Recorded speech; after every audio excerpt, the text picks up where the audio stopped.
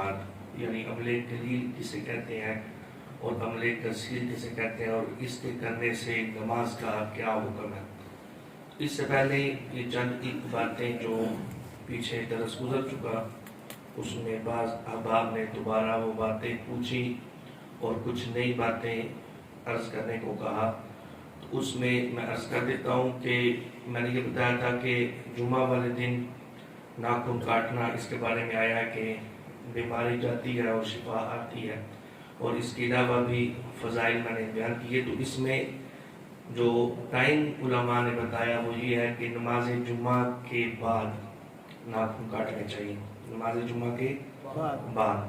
پھر اس کے بعد دوسری، سجدہ سہو میں سلام پھیرنا امام کے ساتھ۔ اگر تو بندہ کوئی مسبوق ہے، مسبوق کہتے ہیں جس کی ایک دو رکعت رہ گئی ہو، وہ لیٹ شامل ہوا ہے دوسری رکعت میں، تیسری میں، چوتھی میں، تو بندہ سلام نہیں پھیرے گا امام کے ساتھ۔ اگر امام سجدہ سہو کر رہا ہے تو وہ سلام نہیں پھیرے گا، اگر امام کے ساتھ اس نے سلام پھیرا تو اس کی نماز فاسد ہو جائے گی۔ البتہ وہ جو سجدہ سہو دو سجدے کرتے ہیں وہ سجدہ سہو کرے گا امام کے ساتھ، لیکن وہ سلام نہیں پھیرے گا۔ اگر سلام پھیرے گا تو اس کی نماز فاسد ہو جائے گی۔ دوسرا، سجدہ سہو میں کتنا تشہد پڑھ کے پھر آگے کتنا پڑھنا ہے، اس کے بعد افضل یہ طریقہ ہے کہ جب بندہ سجدہ سہو کرے نا تو وہ ساتھ درود پاک بھی شامل کر کے سجدہ سہو کرے، یعنی عبدہ و رسول تک نہیں بلکہ آگے درود پاک بھی پڑھے، اور افضل یہی ہے کہ وہ درود پاک پڑھ کے پھر سلام پھیر کے سجدہ سہو کر لے، یہ افضل طریقہ ہے۔ اگر کوئی بندہ عبدہ و رسول تک پڑھ کے بھی سجدہ سہو کر لیتا ہے تو اس میں بھی کوئی حرج نہیں، نماز ہو جائے گی۔ البتہ بہتر یہ ہے، افضل یہ ہے، اعلیٰ یہ ہے کہ سجدہ سہو کے لیے اگر وہ تشہد پڑھ رہا ہے، تشہد کے بعد وہ ساتھ درود پاک بھی شامل کر لیں۔ یہ دو مسئلے ہو گئے۔ تیسرا مسئلہ کہ اگر کوئی بندہ سنت غیر مؤکدہ، یعنی جو عصر کی اور عشاء کی سنتیں ہیں، ان کے بارے میں کہ اگر کوئی بندہ ان میں قعدہ اولیٰ میں مکمل یوم یقوم الحساب تک نہیں پڑھتا بلکہ تشہد تک پڑھتا ہے، عبدہ و رسول تک پڑھ کے غلطی سے وہ کھڑا ہو جاتا ہے، تو کیا اس پر سجدہ سہو کرے گا یا نہیں کرے گا؟ تو اس سے سجدہ سہو لازم نہیں ہوگا، کیونکہ یہ پڑھنا سنت ہے۔ اگر کوئی بندہ غلطی سے یا جان بوجھ کر بھی نہیں پڑھتا تو سنت کے ثواب سے محرومی ہوگی، البتہ نماز میں کوئی حرج واقع نہیں ہوگا۔ یعنی یہ پڑھنا سنت ہے، قعدہ اولیٰ میں یوم یقوم الحساب تک سنت غیر مؤکدہ میں پڑھنا یہ سنت ہے۔ اگر کوئی نہیں بھی پڑھتا تو اس میں کوئی حرج واقع نہیں ہوگا، البتہ یہ کہ سنت کی جو فضیلت اور ثواب ہے اس سے محرومی ہو جائے گی۔ تیسری بات جو تھی وہ تھی نماز جنازہ میں دعائیں۔ تو بہتر یہی ہے کہ بندہ جو نماز جنازہ کی ہی دعائیں ہیں اور درود ہے اور جو ثنا پڑھی جاتی ہے وہ یاد کرے۔ اگر کسی کو نہیں آتی تو وہ نماز والی بھی ثنا پڑھ سکتا ہے، اور درود ابراہیمی پڑھنا نماز جنازہ میں یہ افضل ہے۔ ایک نماز جنازہ والا درود پاک ہے، ایک درود ابراہیمی جو نماز میں پڑھتے ہیں، تو درود ابراہیمی پڑھنا نماز جنازہ میں یہ افضل ہے۔ آگے دعا، تو دعا جو لکھی ہے سب سے پہلے تو بہتر یہ ہے کہ بندہ وہی یاد کرے، اگر وہ نہیں یاد تو کوئی بھی دعائے معصورہ پڑھ سکتا ہے، اس میں اجازت ہے، اس میں اتنی سختی نہیں کہ اگر کوئی نہیں پڑھے گا تو گناہگار ہوگا، نہیں، البتہ اس کا نماز جنازہ ادا ہو جائے گا۔ اس سے اگلی بات کہ اگر کوئی بندہ رب اجعلنی جو ہم دعا پڑھتے ہیں نماز میں، تو اس میں اگر کوئی بندہ ربنا آتنا فی الدنیا پڑھ لیتا ہے، وہ جو چھوٹی نماز میں نے چند نمازوں کو دی تھی تو اس میں رب اجعلنی والی دعا نہیں لکھی بلکہ ربنا آتنا فی الدنیا والی دعا لکھی ہے۔ تو یہ واضح میں رکھیں، اس جگہ جو دعا پڑھتے ہیں کوئی بھی دعائے معصورہ ہم پڑھ سکتے ہیں۔ دعائے معصورہ اسے کہتے ہیں جو قرآن و حدیث میں آئی ہو، کوئی بھی دعائے معصورہ ہم نماز میں پڑھ سکتے ہیں۔ رب اجعلنی والے الفاظ ضروری نہیں ہے کہ یہ ہی دعا پڑھی جائے، تو ہم ربنا آتنا فی الدنیا بھی پڑھ سکتے ہیں، اور ربنا ظلمنا انفسنا وان لم تغفر لنا وترحمنا لنکونن من الخاسرین پڑھ لیں، ربنا ما خلقت هذا باطلا سبحانك فقنا عذاب النار۔ تو کوئی بھی قرآن و حدیث میں اگر دعا آئی ہے تو ہم وہ دعا پڑھ سکتے ہیں۔ بات کی سمجھ آ گئی؟ یہ چند ایک مسائل تھے جو بار دہرائی گئی میرے پاس، تو میں نے عرض کی کہ سب کو ہی عرض کر دوں تاکہ اس سے ہمیں فائدہ ہو جائے۔ آج پھر ہم اپنے موضوع کی طرف آتے ہیں کہ عمل قلیل اور عمل کثیر۔ عمل قلیل سے نماز میں کوئی حرج واقع نہیں ہوتا، عمل کثیر سے نماز فاسد ہو جاتی ہے۔ عمل قلیل اسے کہتے ہیں کہ اگر کوئی بندہ نماز میں ایسا کوئی فعل کر رہا ہے کہ دیکھنے والے کو یہ شک و شبہ ہو کہ یہ نماز میں ہے یا نہیں، یعنی اس طرح کا فعل کر رہا ہے، ہاتھوں کو اٹھا رہا ہے یا کوئی بھی ایسا فعل کر رہا ہے کہ جس میں دیکھنے والے کو شک محسوس ہو، پتہ نہیں یہ نماز پڑھ رہا ہے یا نہیں پڑھ رہا، تو یہ عمل قلیل ہے، اس سے نماز میں کوئی حرج واقع نہیں ہوتا۔ البتہ عمل کثیر کرے گا۔ عمل کثیر کسے کہتے ہیں؟ عمل کثیر اسے کہتے ہیں کہ دیکھنے والا یہ کہے کہ یہ بندہ نماز نہیں پڑھ رہا، ایسا فعل کرے گا، نماز پڑھ رہا تھا، وہ جناب نماز میں حالت میں اپنے بٹن بند کر رہا ہے، تو دیکھنے والا دیکھ کے کیا کہے گا؟ یہ نماز نہیں پڑھا، تو یہ عمل کثیر ہو گیا، اور عمل کثیر سے نماز فاسد ہو جاتی ہے۔ ہمارے یہاں پر دو نمازی تھے، تو دونوں کو میں نے یہ مسئلہ عرض کیا، تو ایک نے تو بات مان لی تو دوسرے نے نہیں مانی۔ تو یہ بات ہے، کوئی مانتا تو مان جائے گا، نہیں مانتا تو وہ ما علینا الا البلاغ تک ہمارے لیے حکم ہے۔ وہ کیا نماز کی حالت میں انہوں نے موبائل نکالا اور دیکھی کس کی کال آئی ہے، پھر وہ کال بند کی اور موبائل جیب میں ڈال دیا۔ اب آپ مجھے یہ بتائیں، ایک بندہ موبائل نکال رہا ہے، موبائل نکال کر موبائل سے کال دیکھ رہا ہے، کال کو بند کر رہا ہے، تو کیا یہ عمل قلیل ہے یا عمل کثیر ہے؟ عمل کثیر ہے نا۔ عمل کثیر سے نماز فاسد ہو جاتی ہے۔ ایک دو دفعہ اس طرح ہوا کہ نماز کی حالت میں جناب ایک نماز وہ بجلی گئی، اس نے موبائل نکالا، نماز ہی کی حالت میں اس نے جناب موبائل سے وہ لائٹ کو آن کیا اور سجدے والی جگہ پر رکھ کر وہیں سے نماز جو ہے وہ اپنی اس نے جاری رکھی۔ آپ مجھے یہ بتائیں، اگر کوئی بندہ موبائل نکال کر لائٹ آن کر کے سجدے والی جگہ پہ رکھتا ہے، یہ عمل قلیل ہوا یا عمل کثیر ہوا؟ عمل کثیر ہوا، تو عمل کثیر سے نماز فاسد ہو جاتی ہے۔ بات فقط سمجھنے کی ہوتی ہے، اگر بندہ سمجھ جائے تو کوئی بھی ایسا عمل کہ دیکھنے والا یہ محسوس کرے کہ یہ نماز میں نہیں ہے، تو یہ عمل کثیر میں ہوگا اور عمل کثیر سے نماز فاسد ہو جائے گی۔ بندہ نماز پڑھ رہا ہے، نماز کے دوران مسجد میں اس کی کال آ جاتی ہے، سائلنٹ لگانا وہ بھول گیا ہے، تو اب وہ عمل قلیل میں رہتے ہوئے اس کو سائلنٹ کر سکتا ہے، یعنی نماز قیام کر رہے ہیں تو اس طرح وہ فوراً سے کر کے اپنا ہاتھ باندھ لے۔ کیوں؟ کیونکہ وہ اس کے بھی خشوع و خضوع میں خلل واقع ہوگا موبائل سے، اور ساتھ والے نمازوں میں بھی اس کی نماز میں خشوع و خضوع میں خلل واقع ہوگا، تو اس لیے عمل قلیل میں رہتے ہوئے ہم اس ٹیون کو بند کر سکتے ہیں۔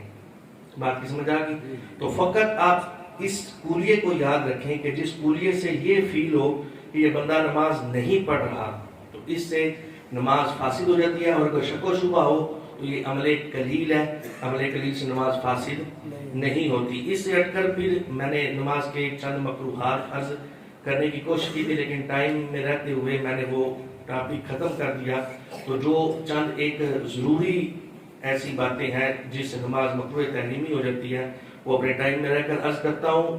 ایک تو عرض کر دیا تھا کہ داڑھی، لباس، بدن وغیرہ سے اگر کوئی بندہ کھیل رہا ہے، یعنی لباس ہے اس کو اس طرح گھما رہا ہے تحیات میں بیٹھے ہوئے، یا اپنی داڑھی کو اس طرح گھما رہا ہے، تو اس سے نماز مکروہ تحریمی ہو جائے گی۔ اس سے اگلا کپڑا سمیٹنا، یہ انتہائی اہم ترین ہے اور توجہ کا حامل ہے۔ آپ سب آبا میری طرف دیکھیں، میں آپ کو سمجھاتا ہوں۔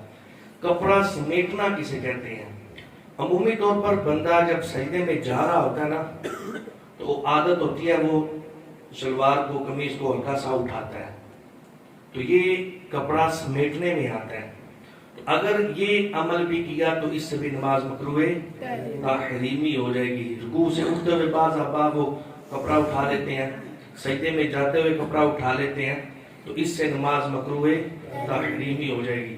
یعنی یہ عمل بلکہ علی بھائی اگر آپ کر کے دکھا دیں تو آپ کو آسانی ہوگی اس سے۔ یہ رکوع میں کہ رکوع سے اٹھتے ہوئے کپڑے کو پکڑا اور تھوڑا سا اس طرح، پھر سجدے میں جاتے ہوئے بعض احباب یہ کپڑا اٹھایا اور سجدے میں جا رہے ہیں، تو یہ کپڑا سمیٹنا، کپڑے سمیٹنے سے نماز مکروہ تحریمی ہو جاتی ہے۔ تو یہ عمل عمومی طور پر بلکہ اکثر طور پر لوگوں میں یہ ہے، تو یہ عمل نہیں کرنا، کپڑا نہیں سمیٹنا۔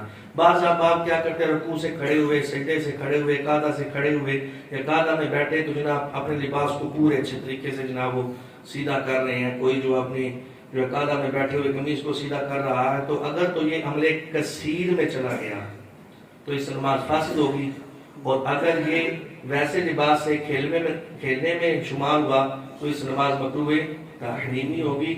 اگر ایسا سلسلہ ہے کہ جس سے بدنگاہی نہیں ہو رہی تو کپڑا جہاں پر ہے وہیں پر چھوڑ دیں۔ ہاں البتہ اس میں یہ ہے کہ اگر جسم کے ساتھ کپڑا چمٹ جاتا ہے تو آپ ایک ہاتھ سے اس کپڑے کو نکال سکتے ہیں عمل قلیل میں رہتے ہوئے۔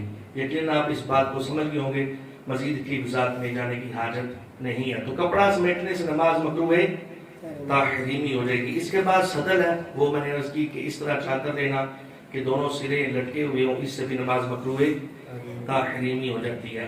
آدھی کڑائی سے آستین سے جو ہے وہ اوپر چڑھی ہوئی قمیض، یہ اس طرح یہ موڑی اور یہ آدھی کڑائی ہے، اس سے اوپر چڑھی ہوئی، تو اس سے بھی نماز مکروہ تحریمی ہو جائے گی۔ پھر اس سے اگلا مین مسئلہ جو انتہائی اہم ترین ہے کہ پیشاب، پاخانہ یا ریح وغیرہ کی شدت ہے، یعنی ایک بندہ آیا اس کو پیشاب آیا شدت کے ساتھ یا پھر وہ پاخانہ آ رہا ہے، تو یہ بھی دیکھ رہا ہے کہ جماعت بھی جا رہی ہے، تو جماعت جاتی ہے چلی جائے۔ اس حالت میں نماز اگر شدت ہونا پیشاب وغیرہ کی یا پاخانہ یا ریح وغیرہ یعنی ہوا جو خارج ہوتی ہے اس کی، تو اب اس کے لیے حکم یہ ہے کہ وہ سب سے پہلے اپنی اس حاجت کو پورا کرے، پھر اس کے بعد نماز کی طرف آئے۔ اور یہ بات ذہن میں رکھتے ہیں ایسی حالت میں کہ جس میں اس کو شدت ہے پیشاب وغیرہ کی، تو ایسی حالت میں نماز پڑھنا مکروہ تحریمی ہے۔